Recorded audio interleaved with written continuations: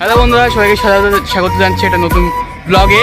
তো আজকে আমরা আবার রাইডিংয়ে বেরোয়েছি, আবার আবার একবার যাচ্ছি রবার বাগানে দুজন মিলে। গাইস কি হবে জানি না, যা হবে দেখা হবে। দেখা যাবে, গ্যারান্টি নেই। 1 ঘন্টার মধ্যে 20 কিলোমিটার যাওয়াটা অনেক সহজ ব্যাপার না। তো গাইস আমরা মিলে চলে এসেছি একটা সুন্দর কালী শ্মশান মন্দিরে। দেখতেই পাচ্ছেন কত সুন্দর। সাইকেলে কিছু হয়েছে ও নিজে বলবে।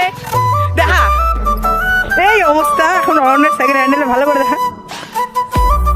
তো গাইস ফাইনালি 20 কিলোমিটার পৌঁছে অরণ্যের সাইকেল নষ্ট হয়ে যায়। তাও আমি কষ্ট করে 1 কিলোমিটার একটি সাইকেলের দোকানে চালিয়ে নিয়ে যাই।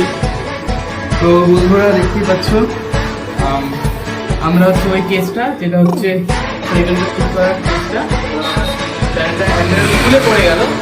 ওই সময় আমরা কিছু দূরই আগে ছিলাম সিপাহীপাড়া। তো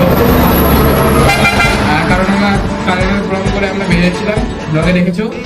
তো আমরা হচ্ছে সিপাহীপাড়া একটা সাইকেল দোকান পেয়ে গেছি, আর একটা কাকুকে পেয়েছি যেটা আমাদের হলদিবাড়িরই।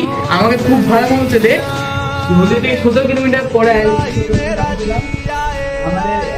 আর আমরা এখানে দুজনে একটি বাস স্টপে এসে বসে আরামসে রেস্ট নিচ্ছিলাম। অরণ্য এখানে শুয়ে ঘুমিয়েই গেছিল প্রায়।